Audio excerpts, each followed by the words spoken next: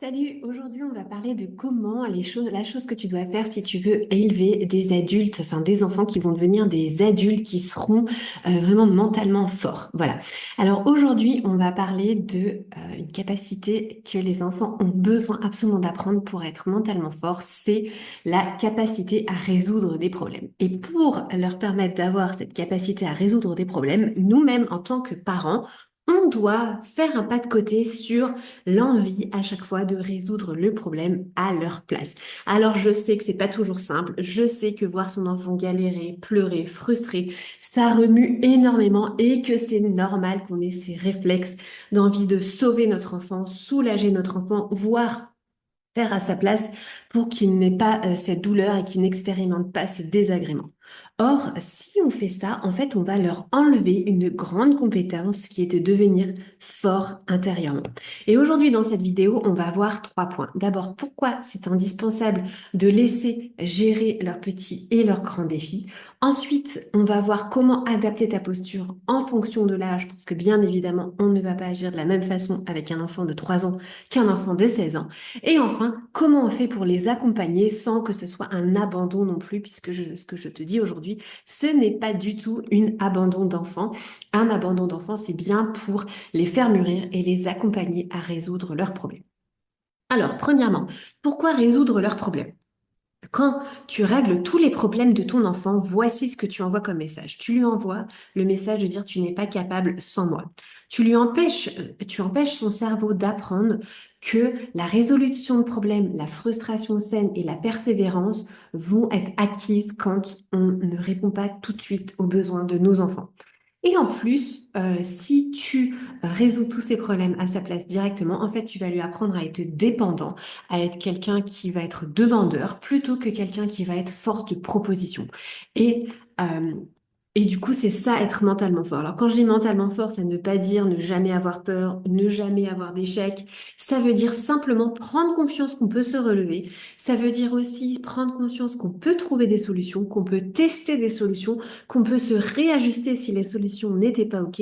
Et être mentalement fort, c'est aussi avancer malgré la difficulté. Et toutes ces choses-là, eh bien, ça s'apprend en fait. Ensuite, quelle posture est-ce que nous, en tant que parents, c'est intéressant d'avoir en fonction de l'âge de ton enfant? Donc, je vais te dire 0 à 3 ans. Alors là, pour le coup, il n'y a pas vraiment de posture à avoir. Ce qui est important, c'est la sécurité émotionnelle de ton enfant.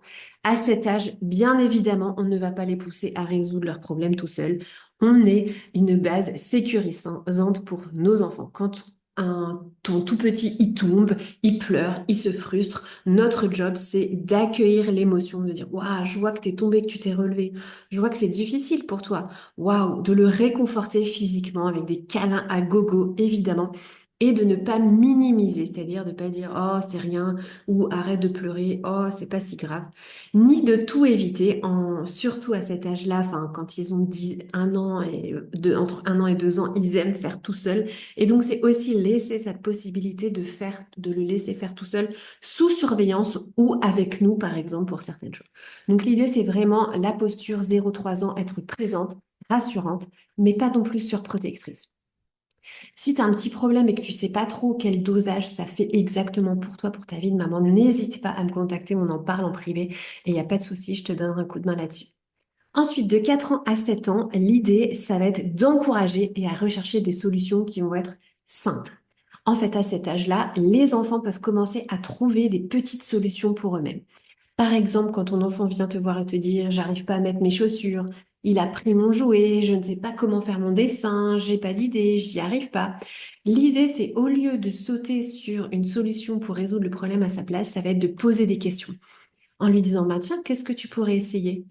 Ok, est-ce que tu veux qu'on ouvre un livre de dessin pour voir comment tu pourrais dessiner un dinosaure sans te tromper? Est-ce que, tu vois, on lui propose une solution, mais il va appliquer lui-même. C'est pas nous qui allons dessiner le dinosaure. On peut lui poser aussi la question, est-ce que tu veux que je t'aide à réfléchir ou est-ce que tu veux tenter quelque chose d'abord? Et vraiment, notre idée, ça va être de proposer son aide, mais en second plan, en soutien, si on voit que du coup, il y a une perte de moyens, il y a une perte de confiance, il y a une panique, ben, du coup, là, on va de nouveau être un guide, on va de nouveau le soutenir en l'encourageant et en lui disant, je suis sûre que tu es capable de trouver une solution Est-ce que tu veux que je te pose des questions pour en trouver une? Si toi, tu as une idée qui pourrait l'aider, bah, essaye de lui suggérer de manière à ce qu'il essaye de trouver, ou en lui proposant des choix. Est-ce que tu veux qu'on essaye cette chose-là ou cette chose-là pour ton problème? Et du coup, ça va l'aider et ça va le rendre en position d'être capable et ça va vraiment faire grandir sa confiance en lui. De 8 à 12 ans, on va développer la réflexion autonome. Ici, on peut vraiment commencer à responsabiliser un enfant. Par exemple, lorsqu'il rentre dans un conflit avec un camarade, un copain, ou qu'il a une frustration, l'idée, ça va être de l'aider à poser les choses. Par exemple, de lui poser des questions en disant, ben, quelle est ta priorité ici? Quels sont les choix qui t'offrent à toi dans cette situation? Quelle conséquence est acceptable pour toi si ça ne marche pas? Ok, on peut essayer cette chose-là. Est-ce que tu es ok avec les conséquences si ça ne fonctionne pas? Est-ce que tu es ok avec les conséquences si ça fonctionne? Et voilà, on va les laisser tenter, on va surtout les laisser échouer et on va les laisser réessayer. Et là, l'idée, c'est qu'on commence à avoir un petit switch dont j'aime énormément parler en tant que parentalité.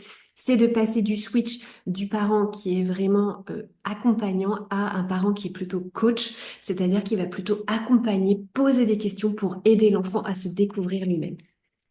Et enfin, quand un enfant est adolescent, alors là, l'idée, c'est d'essayer de respecter leur espace et d'être disponible.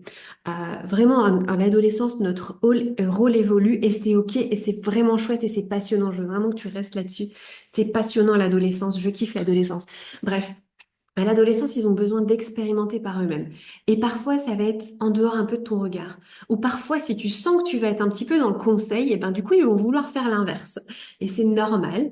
Ça ne veut pas dire que, ben, on a aussi un devoir de sécurité. Donc, c'est pas non plus l'idée de se mettre en insécurité et de leur expliquer simplement, bah, moi, je suis aussi là pour que tu sois en sécurité. Si tu veux faire un test, bah, là, pour moi, la sécurité n'est pas garantie. Donc, on va essayer de trouver une autre solution. D'accord? On a le droit aussi de s'affirmer. On est toujours en train d'éduquer nos enfants à l'adolescence.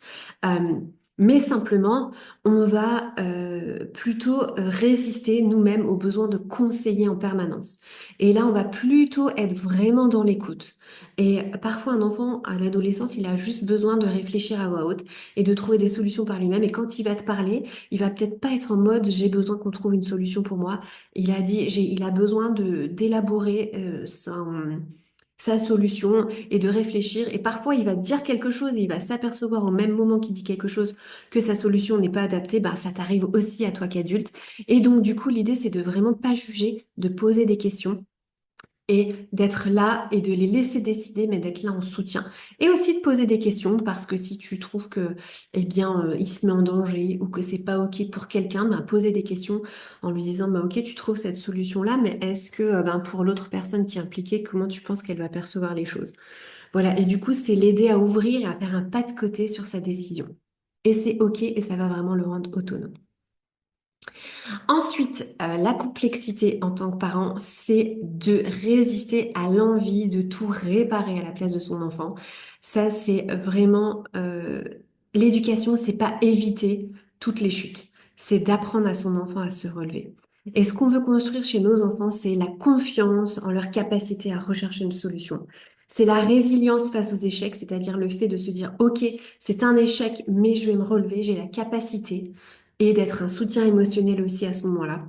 Et ce qu'on veut aussi pour nos enfants, c'est la capacité à affronter les frustrations sans se sentir brisé. Et là, c'est à toi de gérer pour ton enfant à quel point la frustration, ça peut le casser ou pas. Et petit à petit, comment l'aider à ce que la frustration, ça soit un tremplin plutôt que quelque chose qui le casse. Et si tu as besoin d'aide, ben, n'hésite pas, on en parle. Si tu as envie de conseils beaucoup plus personnalisés pour ta famille, mais n'hésite pas, tu m'appelles, tu me contactes et tu me dis, ben, ok, là, moi, je sais pas comment appliquer ça dans ma famille. Ben, écoute, c'est vraiment mon travail, je suis là pour ça. Donc, n'hésite pas à me contacter, je suis vraiment là pour ça. En bref, je voulais conclure en te disant, ben, chaque fois qu'en fait tu laisses ton enfant essayer, en fait tu vas construire un adulte fort. Et il va pas devenir fort du jour au lendemain, hein. C'est un peu, j'aime bien dire la musculation, on n'est pas tout de suite avec les biceps de Schwarzenegger ou de quelqu'un d'autre de plus récent peut-être. Tout de suite du jour au lendemain, il y a besoin de tester, de s'entraîner et c'est normal. Un enfant ne va pas y arriver du jour au lendemain et l'idée c'est de petit à petit ben, gonfler notre capacité à rebondir face aux échecs et notre capacité à trouver des solutions. L'idée, ça va être vraiment comme posture parentale, donc de l'accompagner sans faire à sa place, d'encourager sans surprotéger et d'être un point d'appui, pardon, et une béquille en permanence pour eux, pour que si jamais ça flanche, si jamais le moral tombe ou si jamais tout d'un coup la confiance en soi elle chute, ce qui peut arriver, d'être là pour lui rappeler tous les défis qu'il a relevés jusqu'à présent depuis qu'il est petit et il en a relevé des tonnes et des tonnes et des tonnes et il a besoin de se rappeler ça pour pouvoir être fort et pour comprendre qu'il va y arriver. Donc n'hésite pas, abonne-toi à ma chaîne si ça t'intéresse ce genre de vidéo. Si tu as aimé ce contenu, n'hésite pas à t'abonner et à activer la cloche de notification. Si tu as besoin qu'on en parle un petit peu plus, ben, n'hésite pas à aller me contacter sur mon compte Instagram pour papoter en privé. Je sais, je ferai un plaisir, je réponds à tous les messages. Salut, salut!